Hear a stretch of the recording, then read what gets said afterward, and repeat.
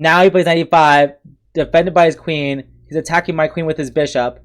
I got destroyed by a 2280, and let's review it, and hopefully we both learn something along the way.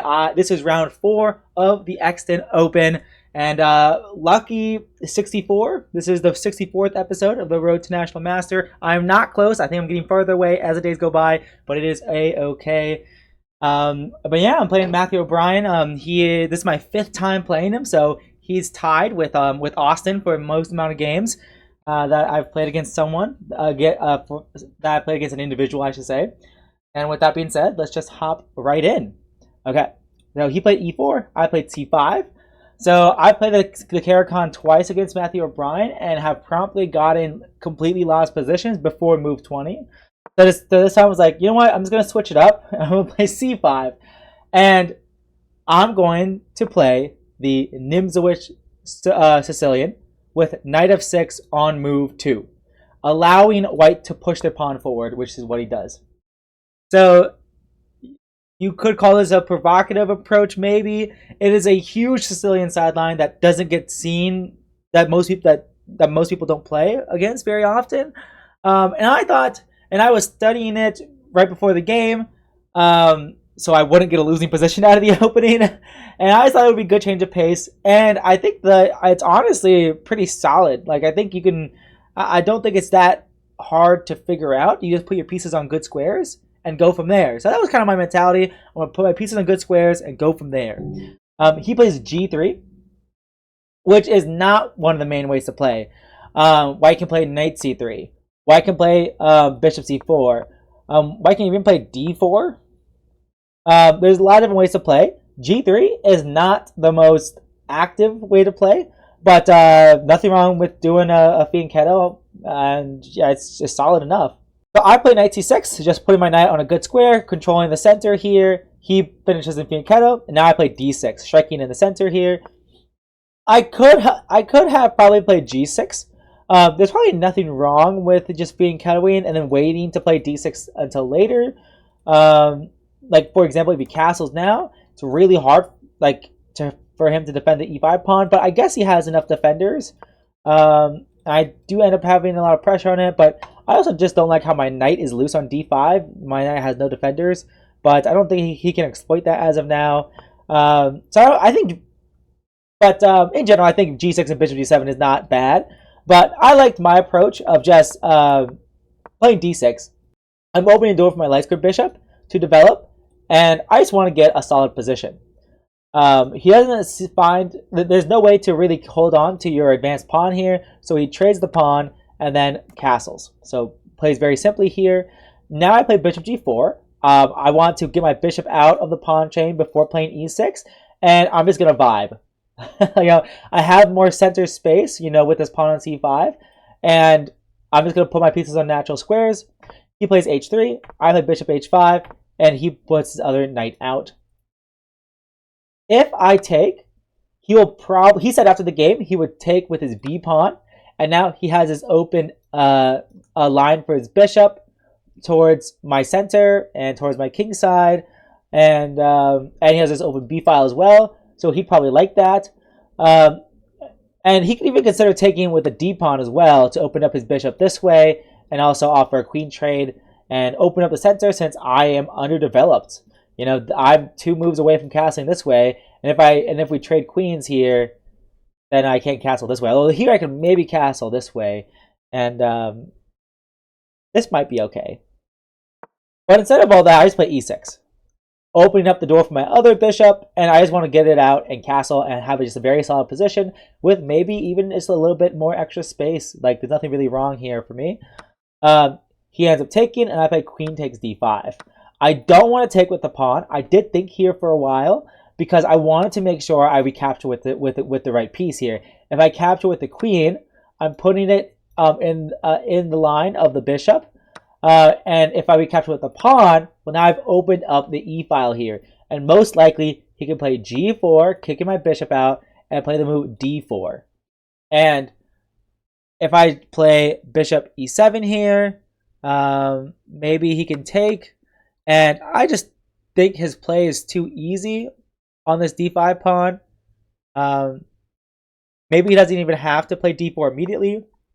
But yeah, I just didn't like the look of taking with the d-pawn, especially since I'm so underdeveloped here. And it feels like he has an initiative. I just forget exactly how it works here. Like, I think it probably does have to do with g4, maybe d5 immediately. Because if I take, might be g4 now. And if I take, after bishop g6, there's rook e1 check, and I block. And I'm going to have a hard time castling here. Maybe even bishop f4 now, and after queen d7, rook here. And just look how all of white's pieces are activated in this position. It's absolutely scary. I guess I could castle here, but I don't think I can. My queen has to stay defending the bishop. So yeah, I think this is just completely lost for black. That's why I didn't take with the pawn, I took with the queen. And he has to break the pin first with g4 before moving his knight. And even if he does do that, his knight doesn't have any good discovered attacks on my queen. So I thought taking with the queen was totally fine here. He plays rook e1, I play bishop e7, and that was a blunder because of g4 and here. A blunder is probably an exaggeration, but it is a serious positional mistake. I spent like maybe 20 seconds max, maybe 10 seconds max on bishop e7. And I just didn't think of it as a threat. Like, I knew that he could maybe play knight e5 in some cases. And I know in my head that I don't want to double my pawns if I don't have to. But I allow it anyways.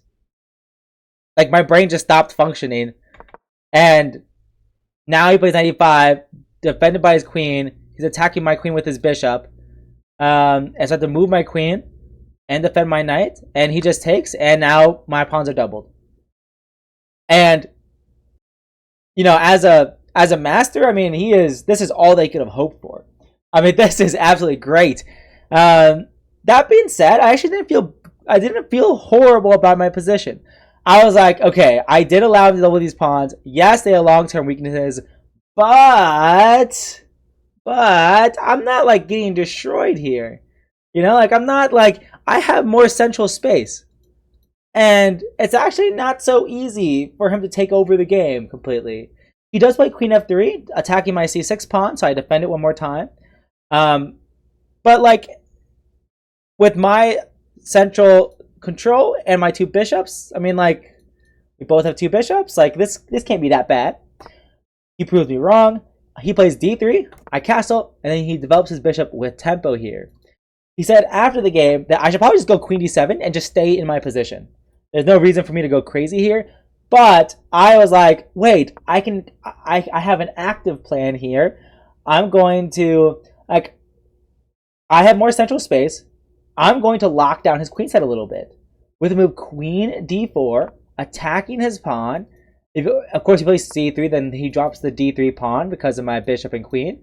And if he plays bishop e5, well, I'm just going to go queen a4, attacking the pawn. And then after b3, I'm going to go queen a3. And now he's going to have a tough time ever moving this rook because his a pawn will be weak. And if he ever moves his bishop off this diagonal, then I can go to queen b2 and attack both of these pawns and kind of just like tickle his position. And I thought, you know, like, this actually, you know, isn't so bad. Horrible mistake. Like, I'm tying down his rook, but I'm using my queen to tie down his rook. Like, I'm tying down a 5-point piece with my 9-point piece. Like, that's not good chess. Like, just like fundamentally speaking, like that just wasn't good. He plays queen g3, and I thought he was either playing f4 or h4 or maybe both. And it's a good question. Like, what do I do? Like, what do I do here? Like, how do I develop my pieces? I can't really improve my pieces that much more. So that means I need pawn play. But because my double pawns, I have very little pawn play. So I'm kind of just a sitting duck waiting. I do have one idea though, and that's to go f6 and e5 at some point, and try to rotate my bishop back and play bishop d5.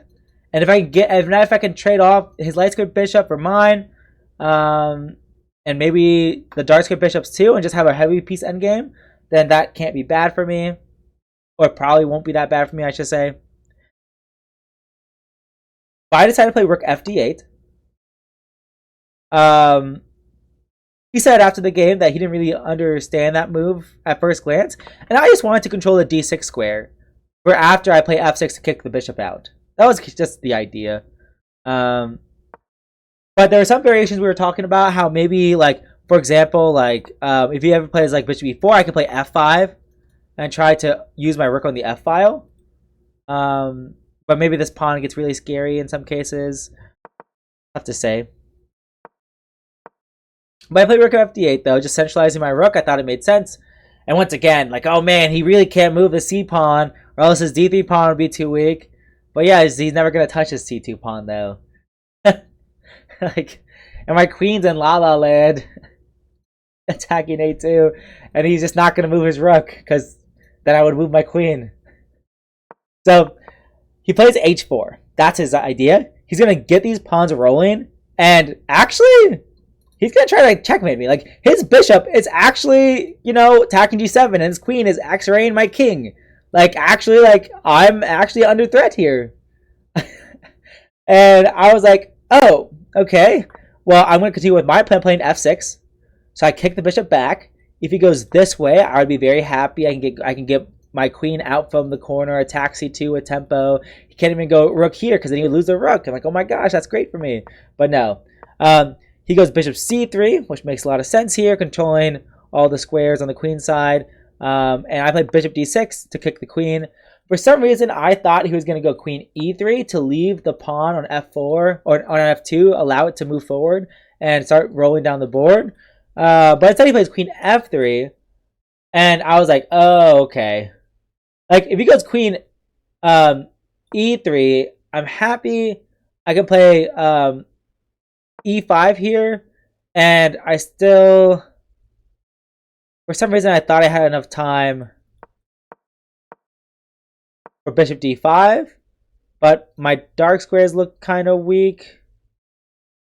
Yeah, my dark squares do kind of look weak. I'm not sure if this was, I'm not sure if e5 would even be good there after queen e3. But then he plays queen d5 or queen f3 instead, and I play bishop f6.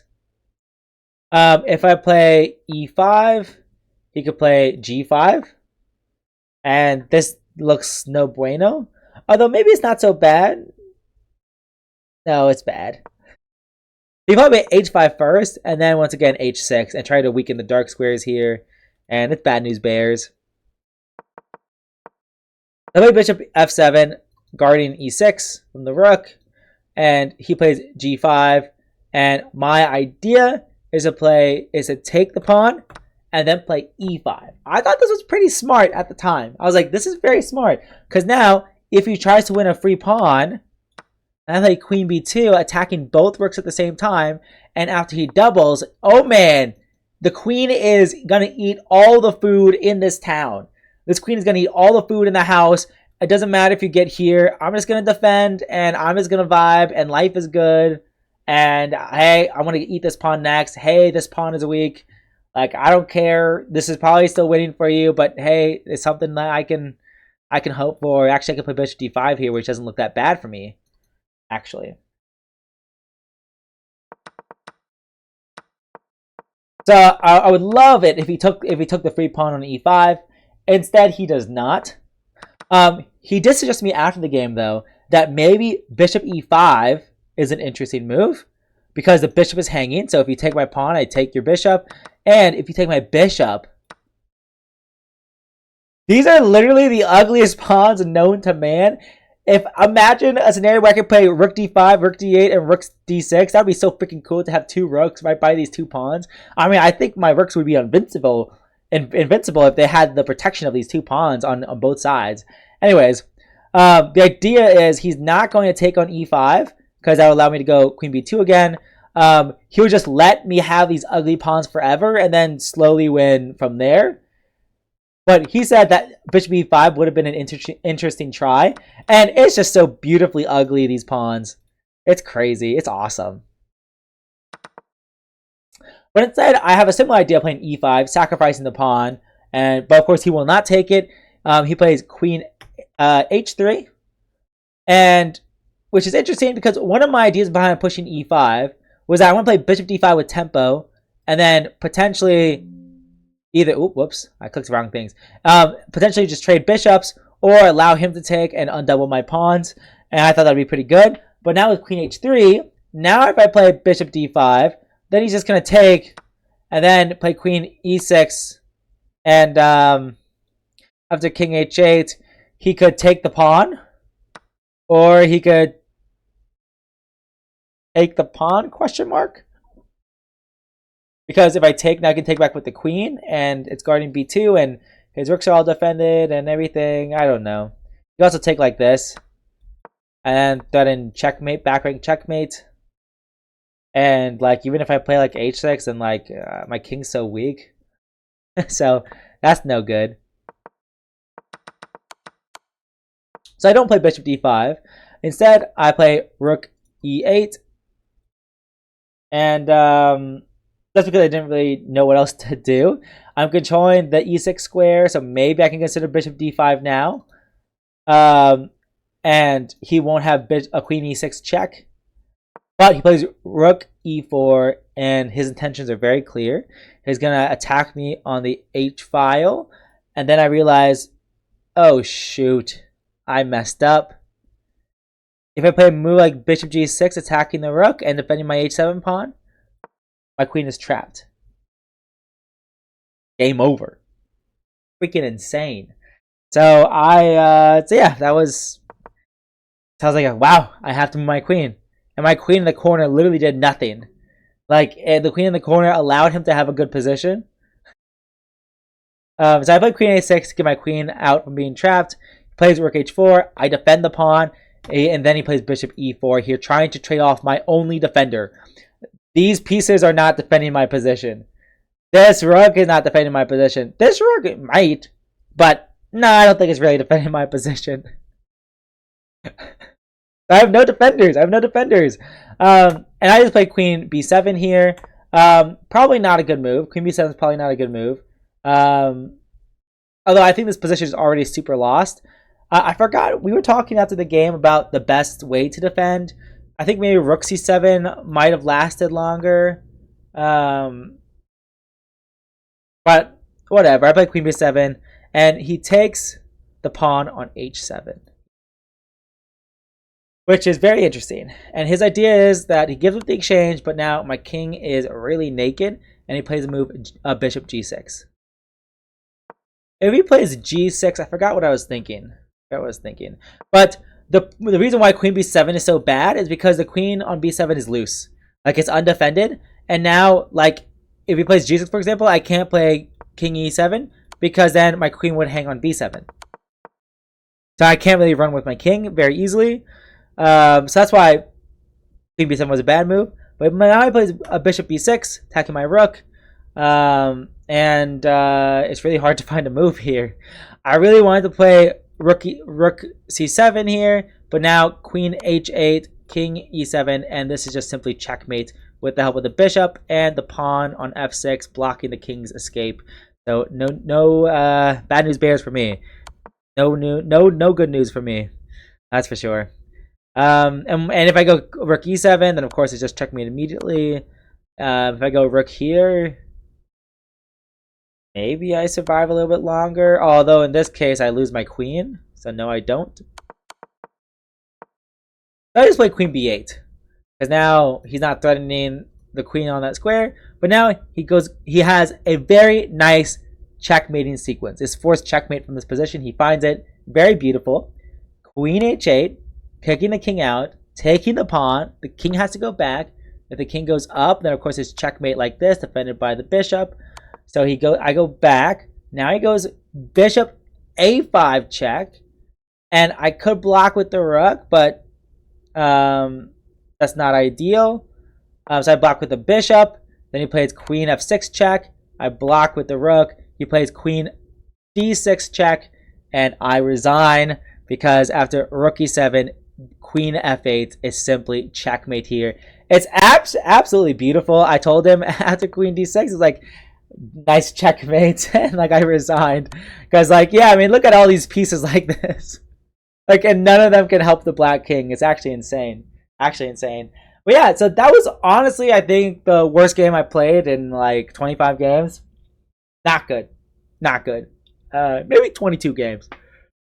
And just from the opening, my defense was bad. I mean, I don't really blame myself for playing queen b7, even though I know it's a bad move because this position is lost anyways, and like I didn't believe in it. I wasn't really fighting as hard as I could, and I don't blame myself for that. Here, I mean, this position is already uncomfortable, but I wish I did come across this bishop e5 idea in my thoughts, but I didn't. And here, I'm just really disappointed on myself just for allowing him to double my pawns in the first place like this. Bad idea by me. Like, that was just dumb. So I think I played pretty lazy this game. My opening was lazy, and then my early middle game, this was pretty lazy plan. I thought it was active, but it was lazy. And then he just had this really nice, easy moves, and I just got absolutely crushed for the 5th time in a row. So yeah, I think Matt is the one person that I've never gotten in a good position against. Like, I've gotten in good positions against a lot of different masters, but he just doesn't give me a good position, which is annoying in and of itself. But what can I do? I'm tired. I'm gonna hit the game review, and I will see you guys in the next one.